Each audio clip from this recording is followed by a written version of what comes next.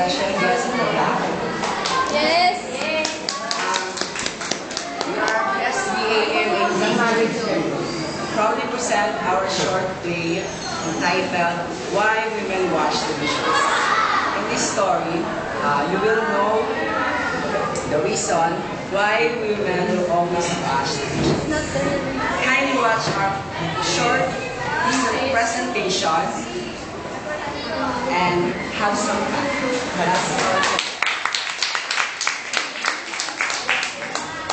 Why Women Wash the Dishes by Filomena and Calypso.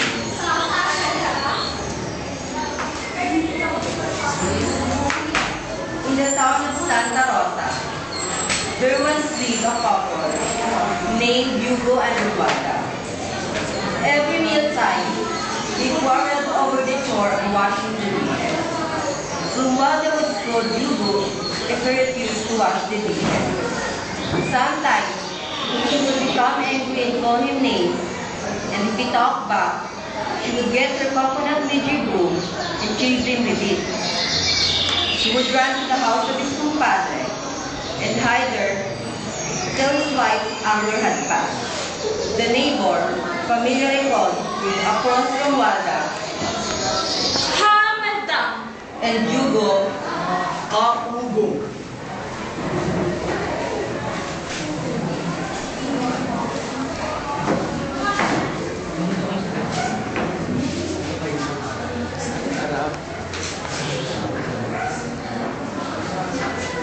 One day, just as they were finishing their lunch, Kaobong announced, I am not going to wash the dishes anymore. Who say so? I say so. I worked hard in the field this morning. I am not going to wash any dish. Kamada stood up, and with her arms akimbo, she glared down at Kaobong across the table. Her arms were stout. She was a big. Her voice was also big. And who, Mr. Hugo, is going to wash these dishes?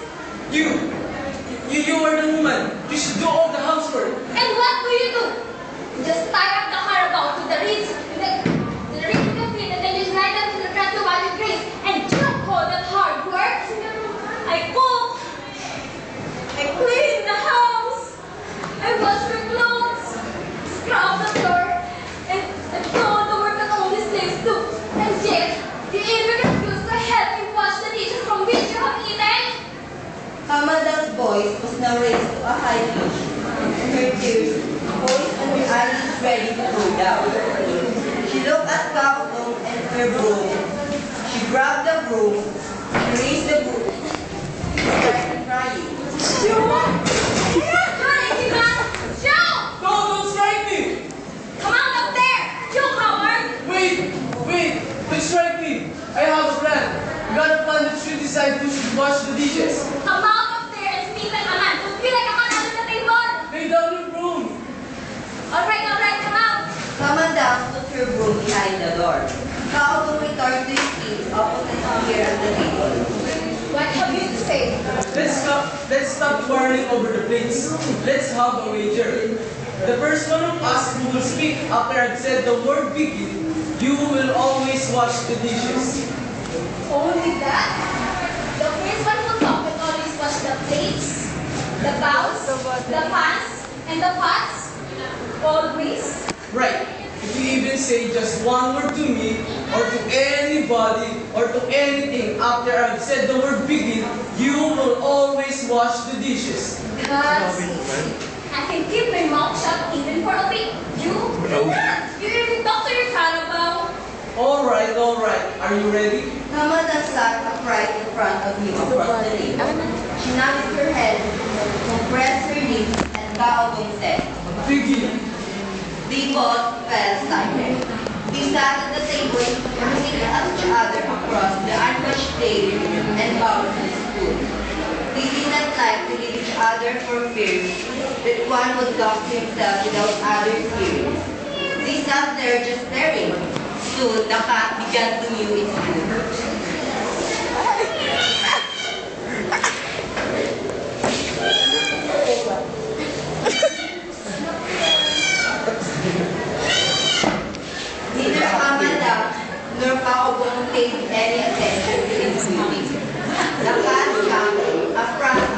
drying dishes to lick the leftovers.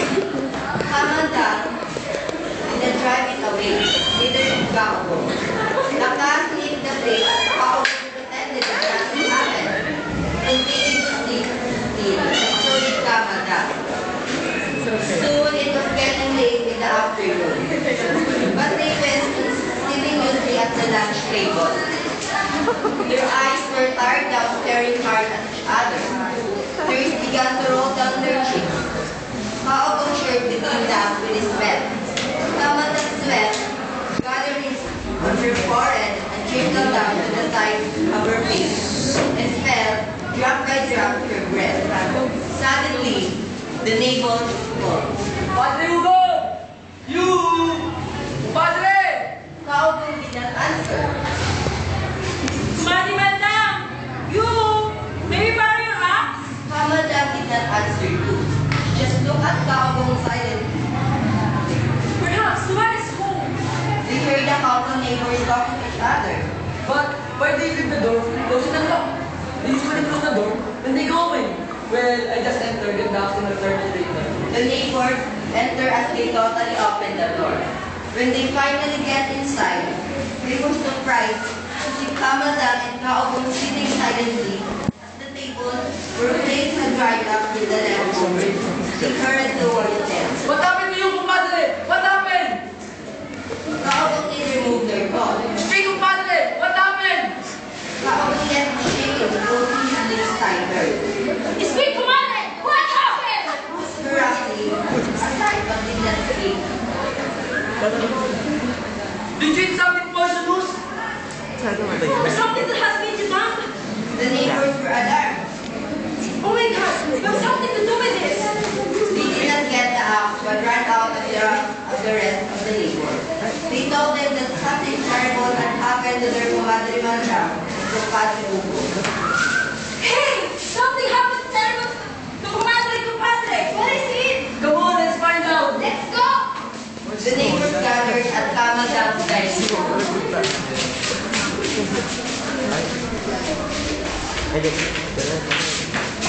What happened? What happened to Matthew?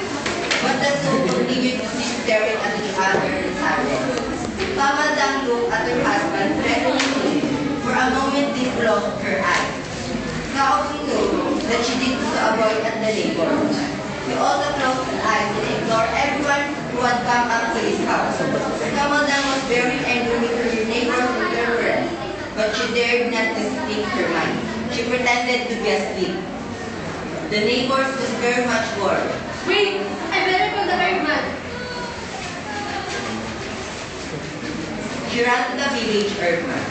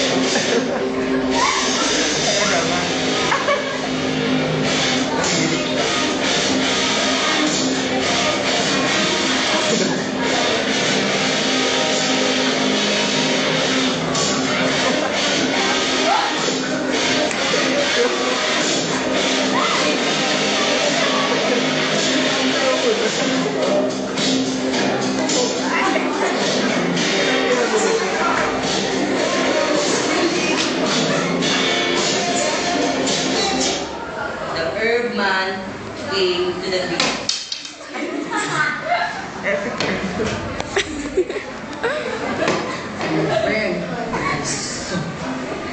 Motionless, silent husband and wife.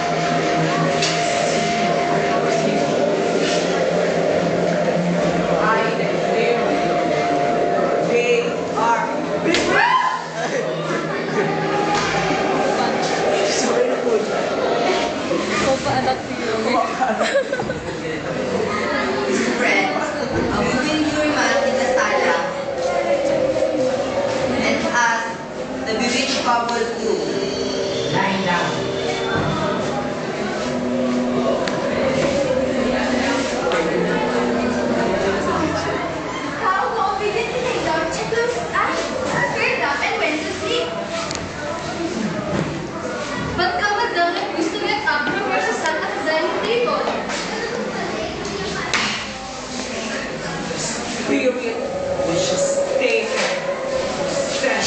her.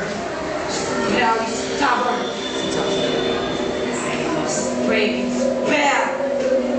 He then produced from his small bag which he always carried.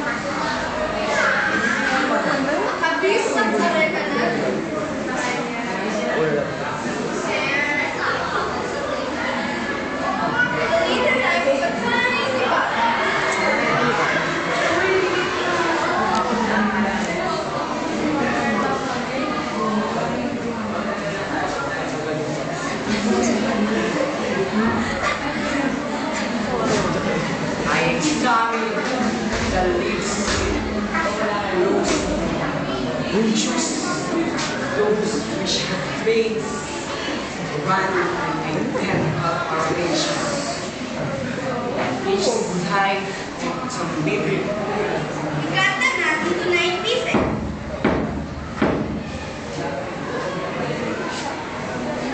Spread a little lead on each better leaf.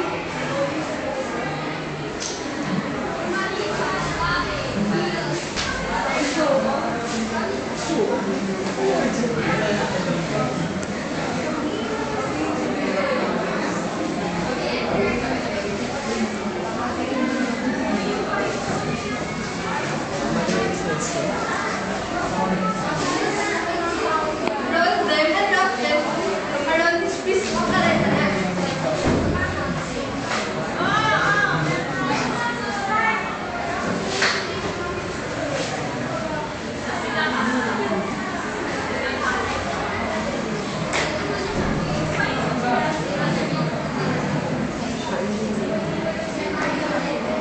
Behind now, 9 tips of leaves.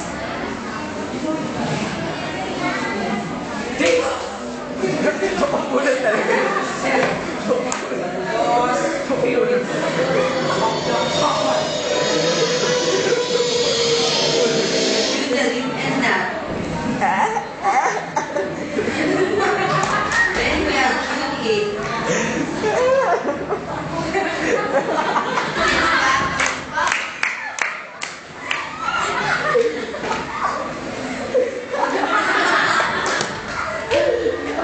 With a forefinger of the other hand, the nut follows the knife. And mark it across.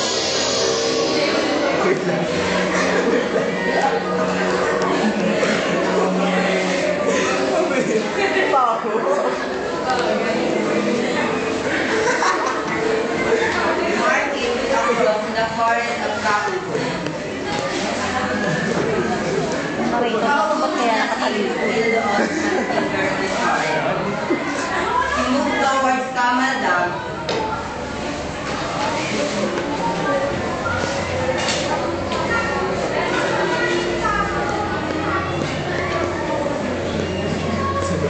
Kamadam caught the man's finger and twisted it. Ah! Moved towards Kakuko. Or lying down, holding his face.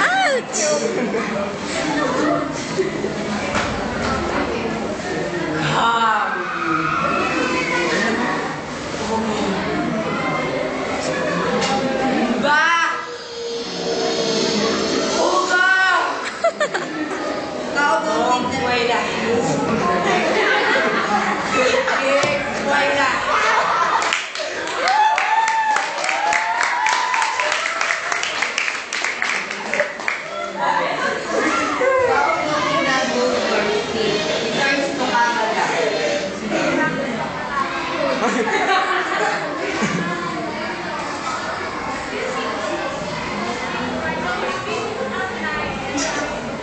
Come.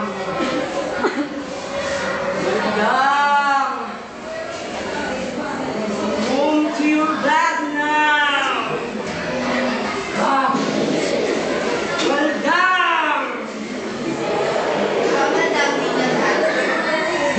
called the frightened beast. Frightened because the herb doctor said the spell might be cast on the some other creatures besides Kabuko and Kamala. All the village couple softly at first.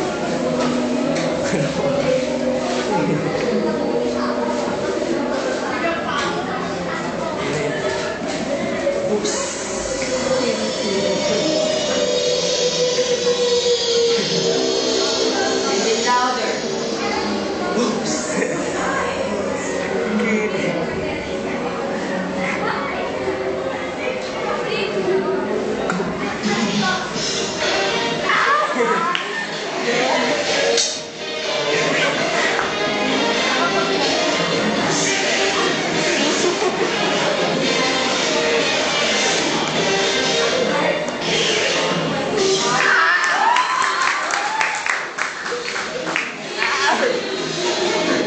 Babae.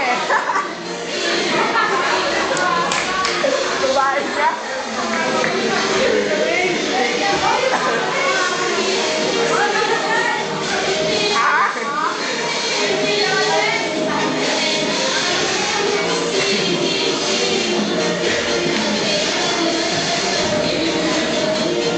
But still we did not move. Kamala soon became tired, so she reclined against the bamboo chair. The old herdsman said, This is the first time I show you its kindness. That here. There's silence.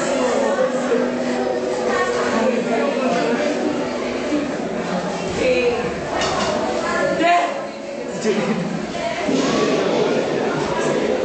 Their spirits driven away by the witchcrafts and left their bodies. The only thing to do for their keep their souls in peace. Then the witchcrafts spread among us. Bury them.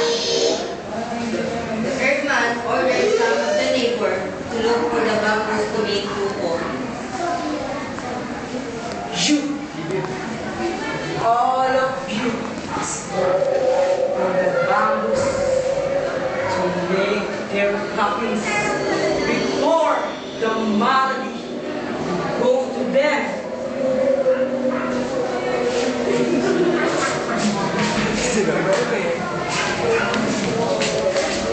Iya kasi.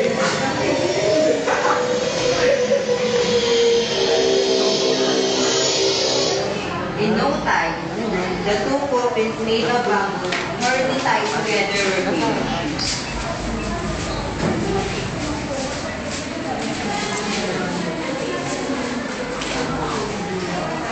Lift offers their coffins.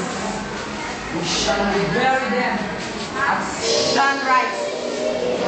Sound us to stay. Keep wait for the dead. The neighbors easily lifted the bamboo coffin. Hala, yung buntis.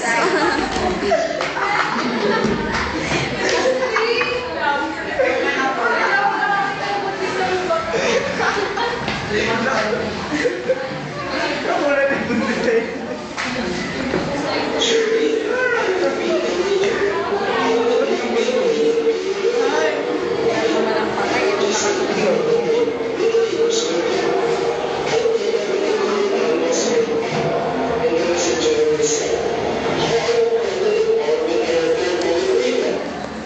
Although her eyes were closed, she had been listening to his directions.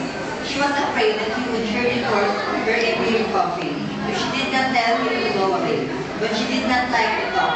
She hoped her husband would object to the neighbor's lifting her coffin. Surely, the boy had been buried together, and the pig sleeping with Pablo saying, no, we will cut down the plane to eat. She said to herself, but she did not hear Babago's speech. Now, she's very She opened her eyes just as the herb man her to leave her from her chair. Don't touch me! Get out! Get out of my house! Shame on you for coming to remind me with our lives! She talked first. We have a wager. Now she will always wash the dishes. Sama lang natin may couple of Yay! I won! I would win! Now, I will never wash the dishes. Yay! Last day, so why the women will always wash the dishes? Ah.